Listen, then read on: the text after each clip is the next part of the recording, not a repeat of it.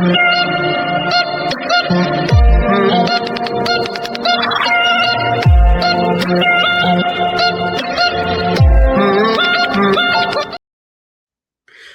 going on, everyone? It's Monday, and you know what that means. It's time for underrated indie comics. Don't want to miss these hidden treasures.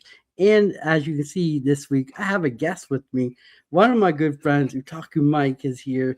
We're going to give you our thoughts on 3 comics you should be looking at from last week that we think you should pick up. Yes, we should. And we got 3 good, but 3 different ones also, which is kind of cool. So yeah, you picked some very different ones this week, Dan. Like they were all different genres of books. They were. I like to mix it up a little bit here and there. Hey, that's a good thing. That's a good thing, though, right? And then you get to read a little bit of something that you might not have read, which you might end up liking. True. But yeah, so let's dive right in here. So we're going to start off with Everything Dead is Dying, number 5, Death Comes to Caverton. Writer is Kate Brombaugh. Artist is Jacob Phillips, and publisher is Image Comics. Since Mike, you're the guest, I'll let you go first. So I had a little knowledge about this book, but I have not been reading this book. This is the first issue I jumped into, and I thought it was enjoyable, but there were parts of it where I was like, what is going on here? Because obviously it's about this farmer, correct me if I'm wrong, a farmer dealing with the zombie apocalypse, and he's like still tending to his farm and to his town and stuff. Like he's only in his town, right? Yeah. And like it was interesting to see, which the part I really liked, where it showed like the flashback and it showed what was happening coinciding with each other, like meeting like his husband, I think it was, her boyfriend, and then like him fighting through these zombie hordes on his tractor. I don't think the tractor was a very good mode of transportation, to be honest, but it was weird. Like it was such a weird book, but I kind of did enjoy it. It felt like Farmer Walking Dead. That's what it felt like to me. And like I'm enjoying it, and I'm like, oh, kind of getting it and kind of piecing things together in this book with this guy. I think his name is Jack, right? Yeah, Jack. Yeah, and like him going through this stuff, because obviously he's still going through the zombie apocalypse. It's still like fresh in his brain and his everyday life and stuff. And like seeing him go through things and like, and it took a weird turn where like we see somebody experimenting on zombies. And I was like, where are we going? And then this other person who I don't remember what their name was pops up. And then like the book turned into like Latin. Yeah. Like I was like, I don't know Latin or whatever it was. I don't remember what the language was. Yeah. And I was like, did I get like a misprint or something? Like I was like so confused. It was a confusing, fun read.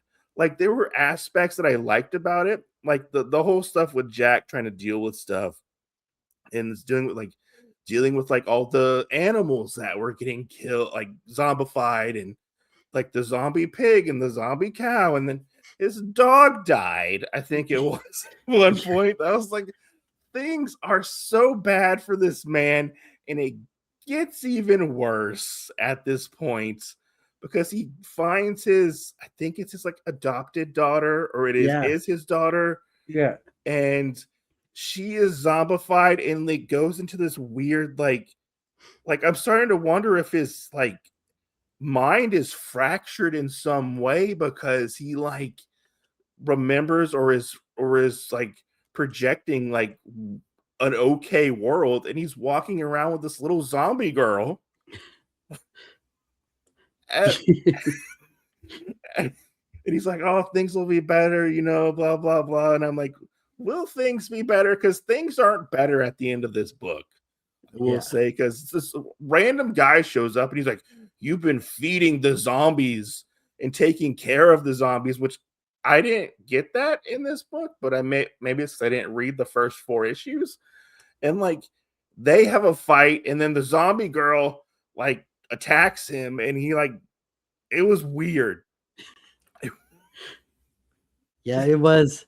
This was a weird book. But this to me, I can't believe this writer's the same writer that's doing Batgirl. Is it this? It's Yeah, Tate Bromble. Okay, yeah. So like, it's a totally different style than what I'm used to. yeah, it is. It is, and don't get me wrong. It's a cool premise. It's a cool premise, but I don't think this was the proper issue to jump onto. I Yeah, think this is a book where you need to read issue 1 and continue forward yeah, because there was no like prompted like previously on issue blah blah blah. yeah. There's no like a previous of what the last book was to kind of Yeah, get you yeah, into this book. And yeah. this book was the finale too. So that's It was even okay. It was the finale that yeah, makes things worse because they end on such a weird ambiguous cliffhanger, I and know. like things don't get answered. Like I hope they continue on and do something else.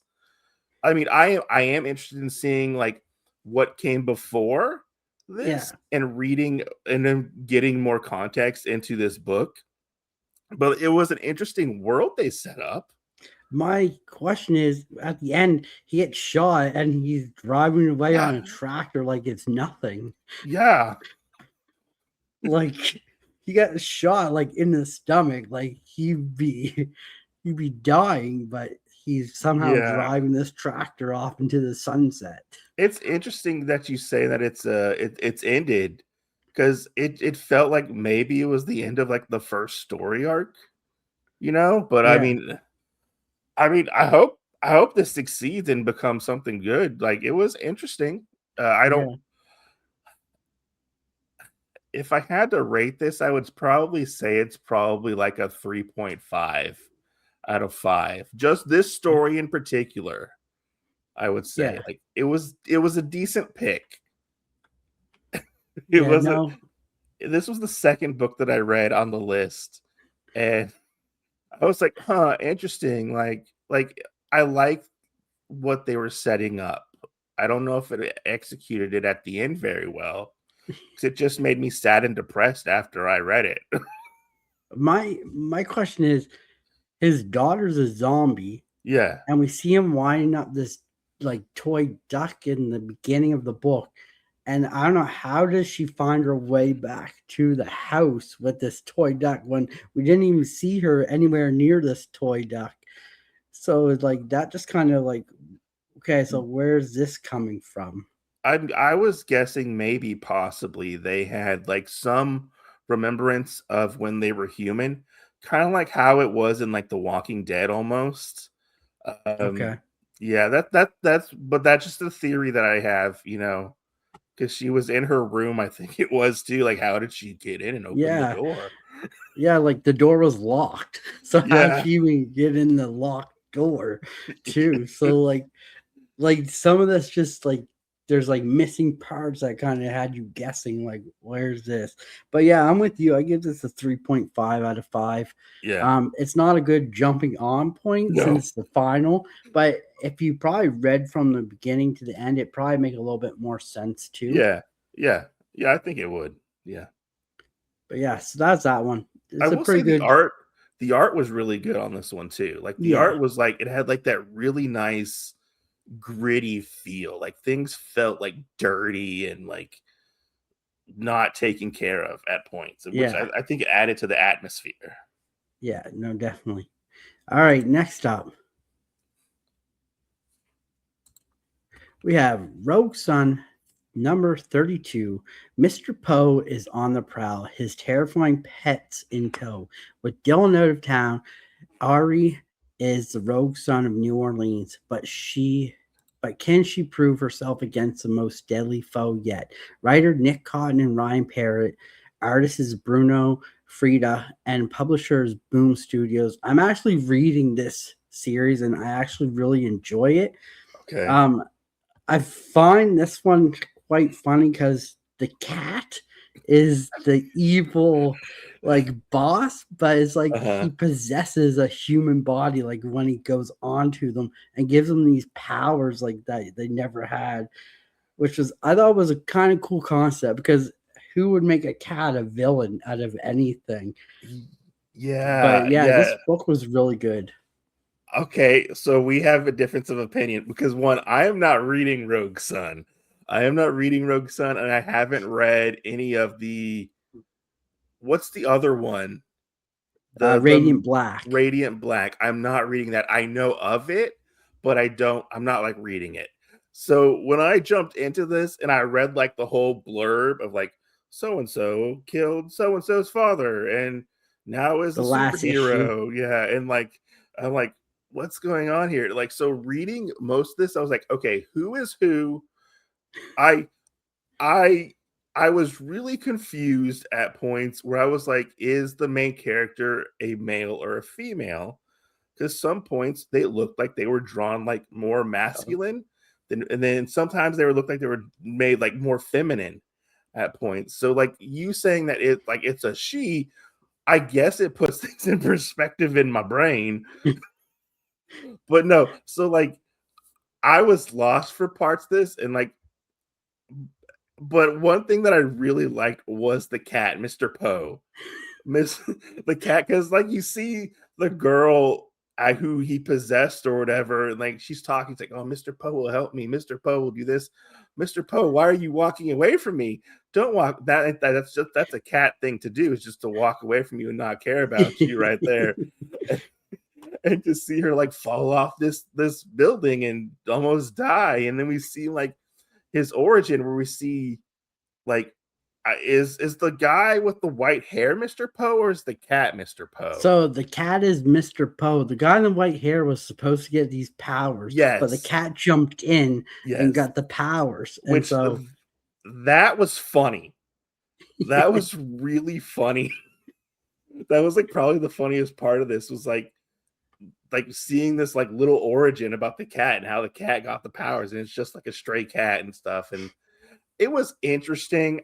I I thought the concept was really interesting to have a cat as your bad guy and he like builds up this like it looked like a injustice gang of like other bad guys who and he yeah, it which was yeah, but I was lost for most of this, to be honest. I was like, who's who? If the only other part that I actually liked was when they're at the party and we see the bullies come up and the bullies are like hassling this guy and like the other character Rogue Sun comes up, I think it is, and like, hey, stop yeah. it. And then we see the guy in the background who's like, oh, thanks for doing a good job, and like he starts paying him off. Just so he can impress the girl. Yeah. But yeah, no, there's two rogue sons. So they're brother and Okay. sister. Okay, So then that makes more sense. so the Okay. brother is gone off because he's interviewing colleges or universities Okay. to go to university. So he left his sister in charge while he was gone. And so in the suits, their father is like a ghost figure in the Mhm. suit. Yeah. So he talks to them, and their mother is that green character that we saw at the beginning.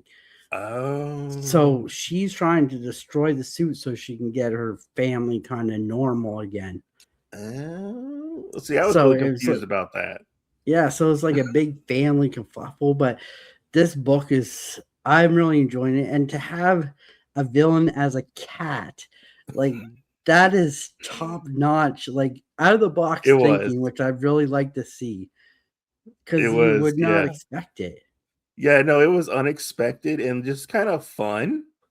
Kind of fun because, like, in nature, sometimes cats are just assholes, you know? Yeah. And it worked perfectly with, like, the cat being, like, this evil supervillain because we joke that cats are just evil supervillains waiting to kill us, you know? But yeah, I would be interested in reading more of this, but I do you have to read Radiant Black before this? No, so they're two different tie-in.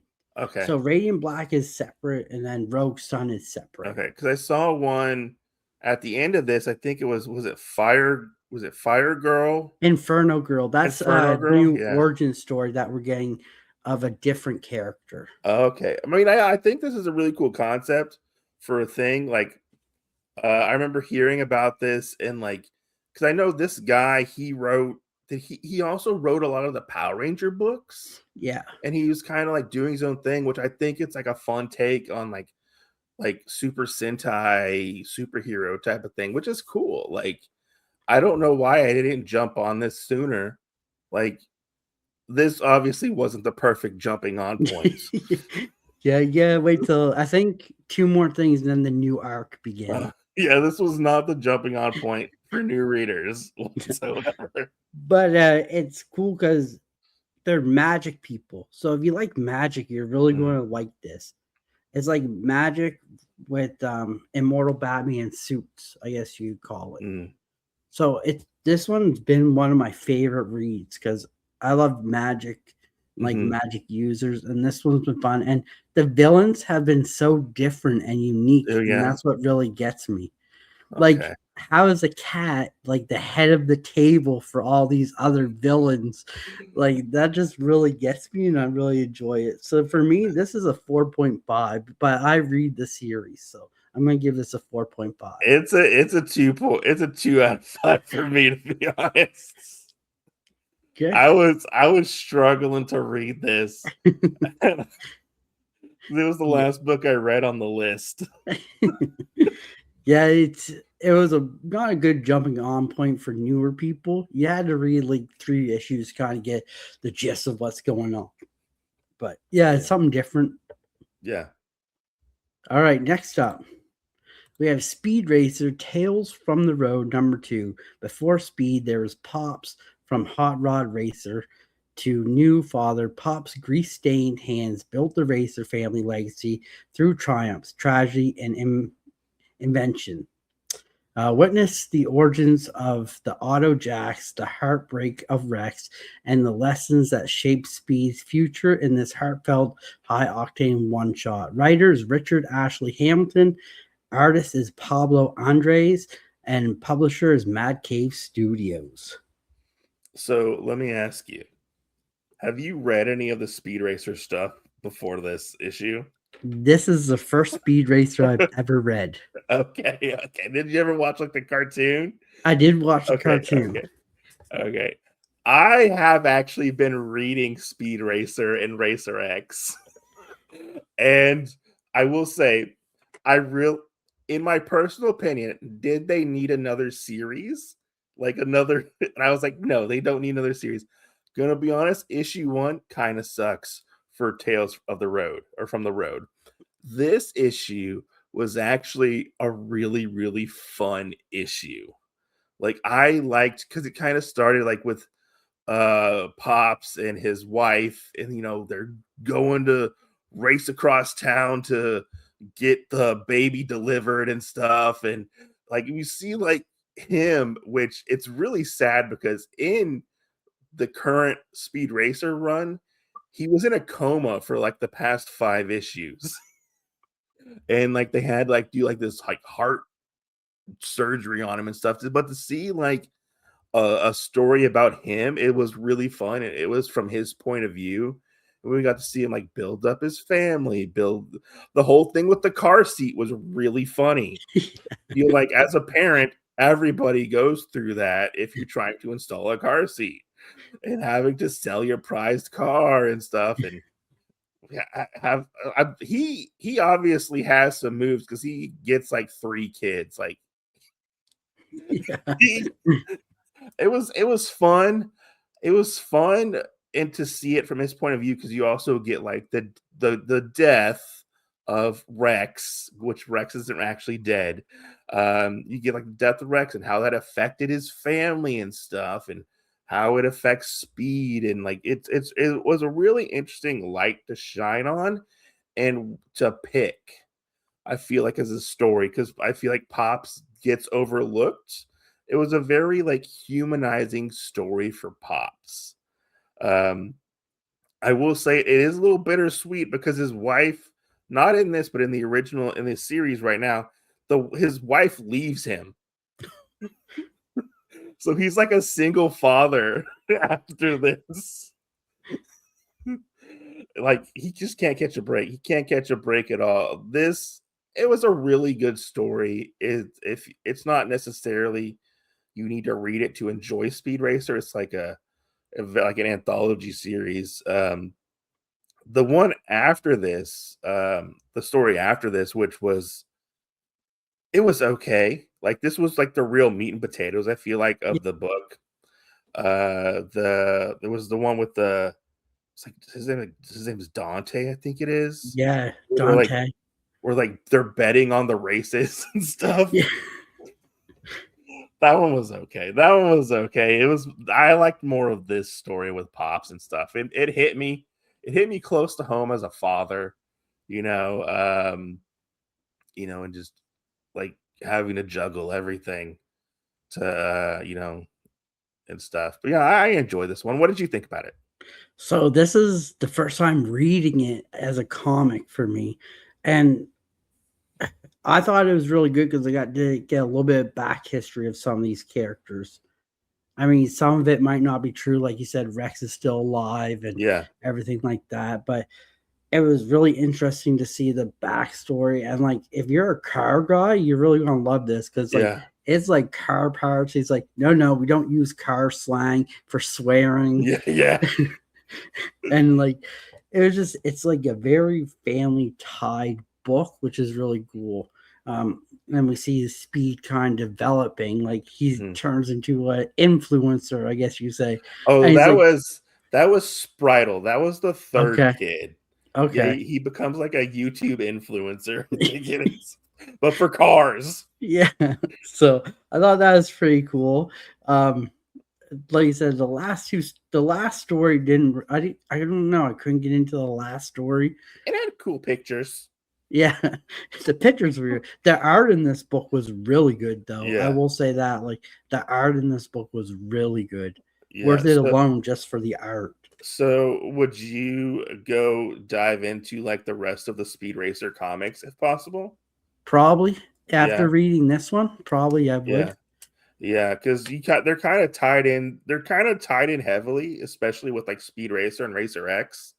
Like you have to like read them one after the other because they're tied in so intertwined together, and you're getting the different points of view and stuff. But this obviously is like a flashback and stuff, which this one was actually really good. The first one, the first Tales from the Road, it was a good story, but it was just pictures. Like there wasn't any real words in it hardly, and it was about like Racer X dealing with this guy called the Viking. It was fun. It was fun. Yeah. But this one No, honestly was a for 5 out me of as a 5. new person, Yeah, go ahead. Sorry. Go ahead. Sorry. nice. I Yeah. was going to give it a 4. Okay. I was going to give it a 4. Just because I'm not reading the other ones, and this would be like my first jumping on point, Yeah. but I got the backstory of a lot of these characters. So then when I do dive into the other ones, it make a little bit more sense to me. Yeah. Yeah. But yeah, so, Go ahead. Sorry. nope, go ahead. I mean, yeah, it's worth it. Like I was surprised how good this series actually is. Cuz it takes everything and like does its own thing. So it takes from like the manga and the TV show and like just like puts it together and like updates it and stuff and gives you more context and stuff behind it. Nice. And if you like cars, it's cool too. Yeah. But yeah, so those are our 3 picks this week. Hope you guys enjoyed. Make sure to hit that like button, hit that subscribe button, hit that bell notification button so you get notified of all the great videos. And before we go, let's let Mike say anything he wants or anything he wants to plug. What's going on? Oh, okay. Well, thanks for having me on. I love to talk about indie comic books. Yeah, it was a fun time. Um, you can check me out on my YouTube channel, Otakuology. Oh, my, sorry, Otakuology. That's my podcast. Sorry, my bad.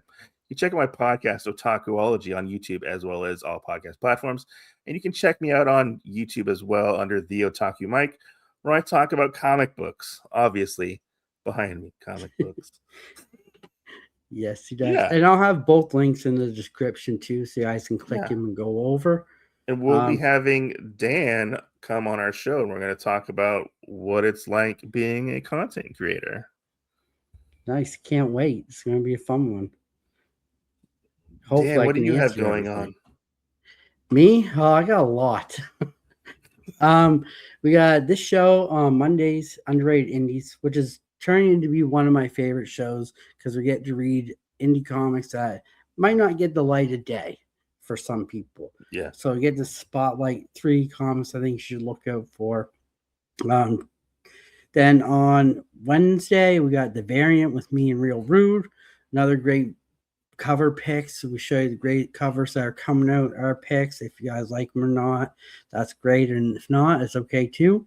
Then we got Thursday, I have a new show called Top 7 Indie Comics coming out that week.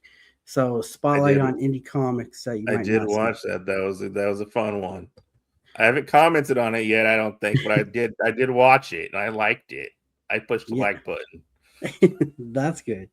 And then, of course, we have one of my favorite shows, Friday nights. We have Gotham City Lights podcast, a podcast dedicated to everything Batman with some of my great co-hosts, Real Rude, Callie, Paul and 619. Mike's on there once in a while, so you get to see Mike on there as well.